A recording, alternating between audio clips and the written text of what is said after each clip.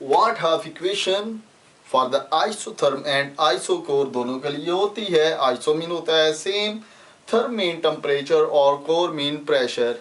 दो तरह से हम इस इक्वेशन को देखेंगे, एक फॉर आइसोथर्म, दूसरी फॉर आइसोकोर, यानी कि एट कांस्टेंट टेम्परेचर, और फिर हम एक दूसरी इसकी पॉसिबिलिटी जो एट कांस्टेंट प्रेशर भी इसको देखेंगे। पहले हम आइसोथर्म की बात करते हैं जिसके अंदर टेम्परेचर कांस्टेंट है और प्रेशर वेरिएबल है। इसको इस इक्वेशन को ड्राइव करने के लिए, देखने के लिए हम प्रीवियसली कुछ चीज़ें जानते हैं जो अभी प्रीवियस लेक्चर में आप लोगों ने पढ़ी हैं।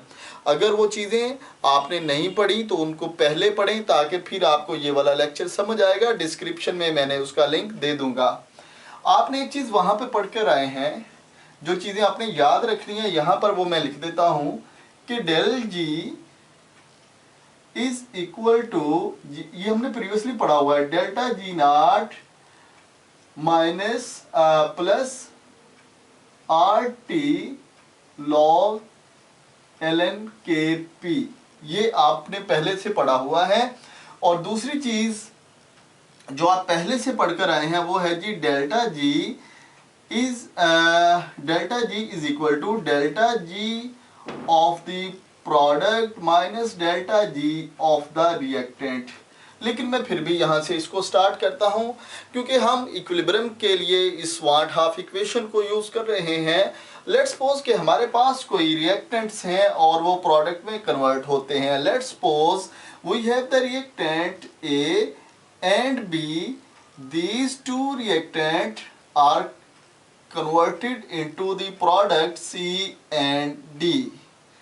So here is these reactant have some mole and we write the small a, its concentration small b and small c and small d in these concentration।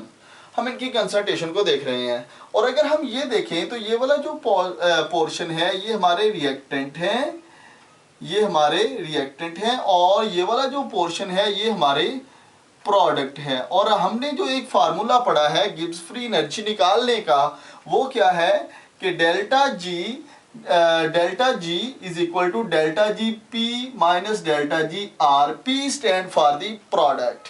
अब प्रोडक्ट के लिए अगर हम डेल्टा जी लिखें तो हम कैसे लिखेंगे इसको, देखिएगा इधर कि हमारे पास है G delta G of the P, और पी के अंदर हमारे पास है बेटा जी सी, और ये है कैपिटल जी। ठीक है, ये क्या है कैपिटल जी, और ये है कैपिटल सी, प्लस इसके साथ और क्या हमारे पास स्मॉल डी, इसकी गिब्स फ्री एनर्जी। ठीक है, और इसको मैंने ब्रैकेट क्लोज कर दी, डेल्टा जी आर, उसमें हमारे पास है जी ए, कैपिटल जी ए प्लस बी और कैपिटल जी बी। अब हम अगर इन वैल्यूज को इस इक्वेशन के अंदर पुट कर दें, ये वाली जो इक्वेशन है, तो हमारे पास क्या बनेगा। अगर हम इसको इसके अंदर पुट कर दें तो ये बनेगा बेटा जी, इधर देखिएगा मेरी तरफ, कि ये delta G is equal to, ये डेल्टा जो जी पी है इसके ये वाले जो है हमारे पास प्रोडक्ट के, इसको लिखें C, capital G C plus D, capital G D, minus, यहां से देखिए ये हमारे पास माइनस है ना, तो ये प्लस का है तो प्लस माइनस क्या हो जाएगा माइनस, स्मॉल ए कैपिटल जी ए, ये भी प्लस है तो ये भी माइनस हो जाएगा, ये भी हो जाएगा बी कैपिटल जी और ये बी। इसको लेट्स सपोज मैं इक्वेशन नंबर 1 कह देता हूं कि ये हमारे पास इक्वेशन नंबर 1 है। ठीक है, यहां तक आपने नोट कर लिया। तो चलें फिर आगे जी, मैं इसको अरेज कर रहा हूं। हमारे पास ये वाली एक इक्वेशन आ गई, कैसे आपने नोट कर लिया होगा। ठीक है, अब हम एक चीज जानते हैं कि हमारे पास जो डेल्टा जी है ये होता है delta G not plus R T L N के पी, ये हमें पता है। और फॉर दीज रिएक्टेंट हम इनको कैसे लिखेंगे, जैसे हम एक सीक्वेंस में लिख लेते हैं, डेल्टा जी ए हमारे पास होगा G delta G naught A plus A, उसकी जो हमारे पास है नंबर ऑफ द मोल्स या उसकी concentration, A R T L N के पी ए, ठीक है, जो हमारे पास के पी ए उसका आ रहा है। तो इसी तरह delta G for B, delta G naught B plus B R T L N के पी बी, और सी के लिए delta G C, delta G naught C, C R T L N के P C, delta G D के लिए लिखें G, तो ये delta G naught D plus D, उसके number of the moles R T L N के P D, इसको हमने लिख दिया, ठीक है। तो ये अगर हमारे पास ये डेल्टा जी की वैल्यू है तो फिर ए के लिए ये होगी, बी के लिए डेल्टा जी की वैल्यू ये होगी, जो हमने गिब्स फ्री एनर्जी फाइंड की है। इसको आप जो हम स्टैंडर्ड गिब्स फ्री एनर्जी वाला लास्ट लेक्चर देखेंगे तो आपको ये समझ आएगा। अब ये वाली जो वैल्यूज हैं, देखिए ये जो वैल्यूज तो आ गई हमारे पास, ए की ये वैल्यू, बी की ये वैल्यू, सी की ये, और ये किसकी है, डेल्टा जी ए की। अब देखें इसके अंदर हमारे पास डेल्टा जी ए है, यस, इस वैल्यू को हम इधर पुट कर सकते हैं। हमारे पास डेल्टा जी बी है, हम इसके अंदर इसको पुट कर सकते हैं। तो ये वाली जो वैल्यूज है ना, ये वाली जो वैल्यूज हैं, हम इनको इसमें पुट कर देंगे, ठीक है। और जब हम इनको, इन वैल्यूज को इसके अंदर पुट कर देते हैं तो हमारे पास फिर इक्वेशन क्या बनेगी। देखिए अब जरा इक्वेशन थोड़ी सी लेंथी है, मैं इधर नीचे लिख रहा हूं। अब ये these putting these value A B C D in this equation number the 1, ठीक है। तो अब हम क्या करेंगे जी, पुटिंग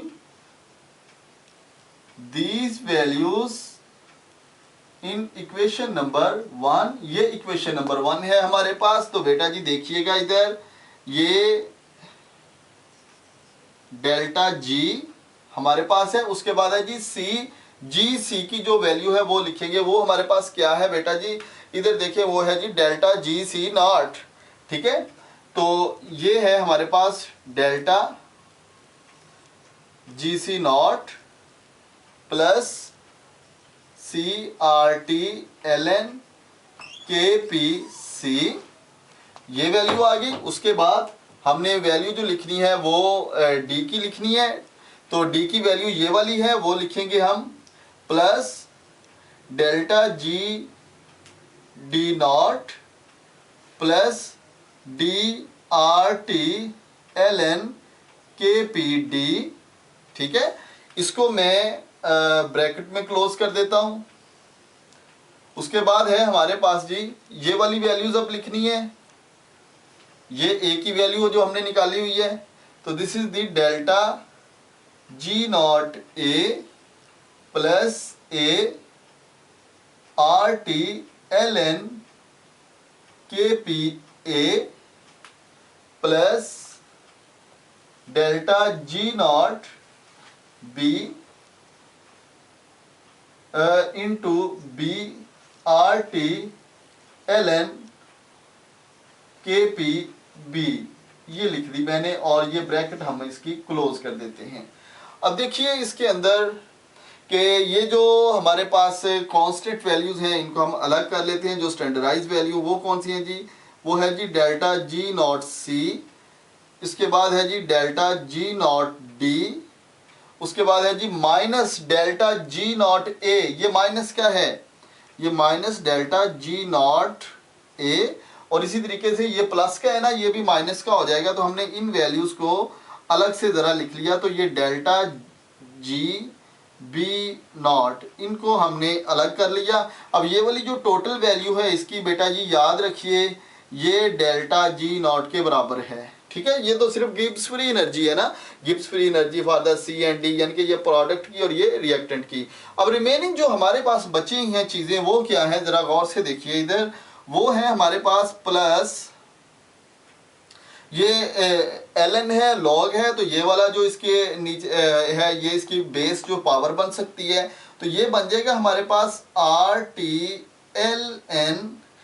ln देखिएगा इधर ये बन गया, ये c और ये इसकी पावर जाके बन गई, ये वाला c जो था ये c इसकी क्या जाके बन गई, पावर बन गई। सिमिलरली इसको लिखने लगा हूं मैं, ये d इधर जाके इसकी पावर बन जाएगी। मैं इसको लिख रहा हूं बेटा जी RT ln KPD और ये स्मॉल d इसकी पावर बन गई। सिमिलरली ये प्लस का है ना, ये इधर माइनस है तो माइनस प्लस क्या हो जाएगा, माइनस हो जाएगा, तो ये माइनस हो गया। अब ये वाला जो a है ये यहाँ पे जाके इस ln की पावर बन गई, तो ये बन गया हमारे पास RT ln KPA ये, और ये इसी तरह प्लस का है, ये माइनस का हो गया था, इधर चला गया। सिमिलरली ये भी प्लस का है तो ये भी माइनस का हो गया, क्यों, क्योंकि ये माइनस से मल्टीप्लाई हो रहा है। और ये वाला b जो है ये p की पावर बन गई जाके, ये बन गया RT ln KPB raise power small b। ठीक है, ये डेल्टा जी नॉट के बराबर आ गया। ठीक है, ये डेल्टा जी नॉट के बराबर, इसको अभी हम सॉल्व कर लेते हैं। इसको नोट करें फिर मैं इसको सॉल्व करता हूं। तो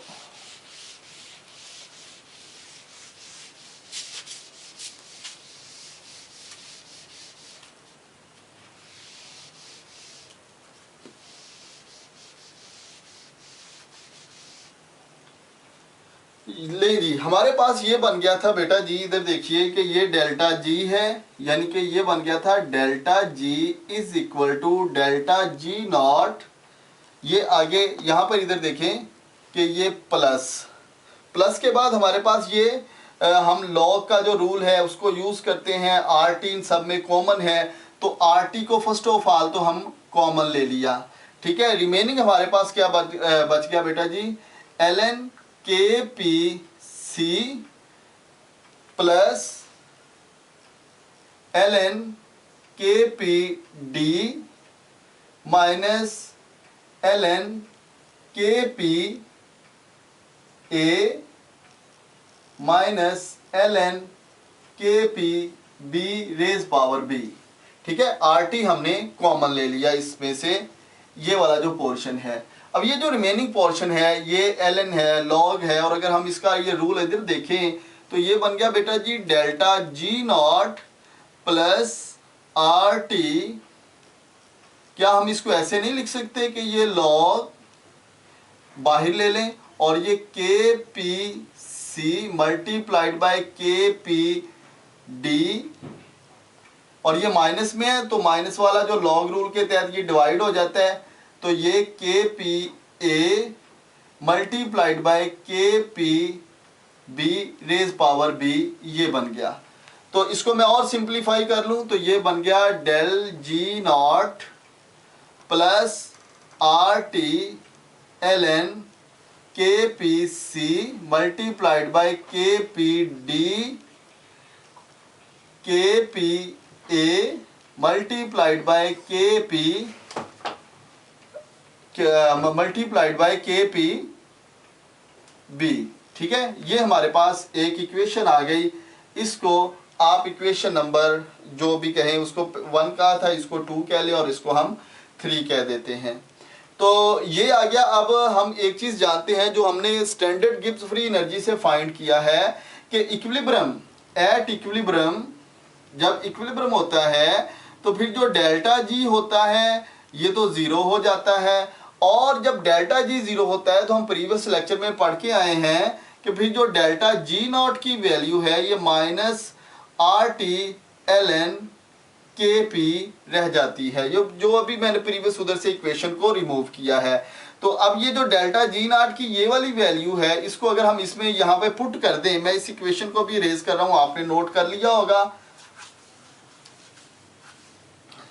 अब इस वैल्यू को मैं इधर पुट करता हूं तो ये बन गया मेरे पास बेटा G delta G minus RT ln KP, और ये है जी प्लस RT ln, इसको मैं इस तरह लिखने की बजाय इस तरह सिमेशन में अगर लिख दूं तो लिख सकता हूं, यानी कि टोटल इसका सम, तो मैं इसको लिख दिया KP।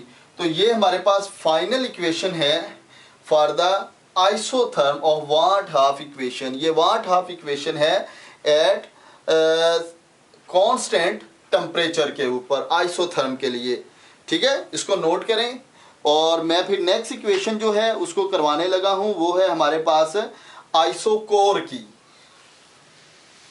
ओके, अब आइसोकोर की तरफ आते हैं। तो इसमें हमारे पास टेम्परेचर वेरिएबल होगा और हम ये जानते हैं आइसोकोर की जो डेरिवेशन है वाट हाफ इक्वेशन की हमारे पास होता है बेटा क्या, अभी अभी हमने पढ़ा कि delta G naught is equal to delta H naught minus T delta S naught. ये for standard Gibbs free energy. हमने पिछले लेक्चर में इनको पढ़ा हुआ है, जो प्रीवियस नहीं बल्कि उससे प्रीवियस लेक्चर है। इस इक्वेशन को हमने प्रूव किया था कि जो अगर स्टैंडर्ड टेम्परेचर और स्टैंडर्ड प्रेशर की कंडीशन अप्लाई करते हैं तो फिर ये वाली इक्वेशन आती है। और हमने अभी एक और इक्वेशन भी पढ़ी है, वो कौन सी, जो अभी अभी मैंने इरेज की है, वो है G delta G naught is equal to minus R T L N के पी। अभी अभी हमने इस इक्वेशन को रिमूव किया है, इसको आपने अभी दोबारा स्टडी कर लें। तो अगर मैं ये वाली वैल्यू इधर लगा दूं इसकी, तो ये वाली जो इक्वेशन नंबर 1 है ये बन जाएगी minus R T L N के P is equal to delta H naught minus T delta S naught. इसको इक्वेशन नंबर 2, बल्कि इसको ज़रा थोड़ा सा और कर लेते हैं सॉल्व। ठीक है, अभी इसको 2 नहीं कहते हम। अब देखिए इधर भी माइनस है, ज़रा अजीब सा है, हम इस माइनस को इधर ले जाते हैं तो हमारे पास ये बन गया बेटा जी आर टी एल एन के पी। ये माइनस का हो गया ना, जब ये माइनस इधर गया तो ये हमारे पास हो गया delta H naught minus plus हो गया टी डेल्टा एस नॉट, ये प्लस का हो गया। तो हम इसको ज़रा ऐसे लिख लेते हैं ताकि अच्छा लगे, T delta S minus delta H not. ठीक है, तो ये हो गया आर टी एल एन के पी के लिए हमारे पास। ठीक है, इसको अब हम इक्वेशन नंबर 2 कह देते हैं। This is the equation number 2। Equation number 2 हो गई। अब देखें जी हमारे पास है जब रिएक्शन हुआ तो उस रिएक्टेंट के लिए जो इनिशियल टेम्परेचर है वो T1 है और जो फाइनल टेम्परेचर है उसके लिए वो T2 है। और अगर हम इसके इनिशियल टेम्परेचर के लिए इसी इक्वेशन नंबर 2 को मैं लिखूं तो ये लिखूंगा मैं, R तो कांस्टेंट है ना, T1 ln KP1 T1 delta S not minus delta H not, इसको हम इक्वेशन नंबर 3 कह देते हैं। और for temperature T2, temperature T2 के लिए क्या होगा, R T2 ln KP2 T2 delta S not delta H not, हम इसको इक्वेशन नंबर 4 कह देते हैं। अब ये जो इक्वेशन नंबर हमारे पास आ गई है ये वाली 3 और 4, क्या मैं 3 को ऐसे नहीं लिख सकता? ज़रा इधर देखें, मेरी तरफ गौर से देखें कि इसको मैं ऐसे अगर लिख लूँ तो क्या देखना मैंने किया क्या है, log KP1 over T1 delta S not divided by RT1 minus delta H not over RT1। इसको इक्वेशन नंबर 5 कह दिया मैंने। और इसको क्या मैं ऐसे नहीं लिख लूँ, log KP2 T2 ये वाला डेल्टा S नॉट ओवर ये R T2 को मैं नीचे ले आया इसके, और delta H not over R T2 इसको लिख लिया। ठीक है, तो मैं लिख सकता हूं ना, ये देखें ना, ये RT की वैल्यू है। इस RT की वैल्यू को मैं अगर इधर ले जाता हूं तो ये डिवाइड इसके साथ भी हो गई, इसके साथ भी हो गई। इसको मैं इधर ले जाता हूं तो इसके साथ भी डिवाइड होगी, इसके साथ भी डिवाइड हो गई। जब ये मैंने इसको इसे ऐसे लिख लिया तो अब देखें ये T2 और ये T2 एक दूसरे से कट गए। सिमिलरली ये जो T1 है ये इससे कट गया। अब जो इक्वेशन नंबर 5 है ये कैसे बन गई, ये बन गई जी ln KP1 is equal to delta S naught over R minus delta H naught over R T one.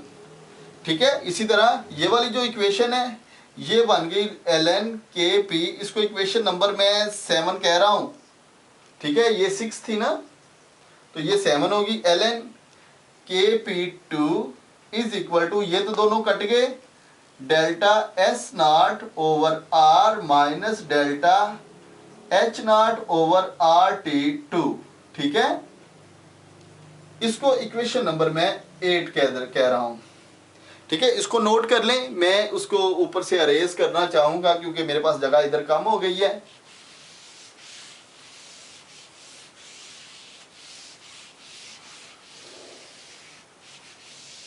जनाब अब हम क्या करेंगे, subtracting equation number 7 from the 8, subtracting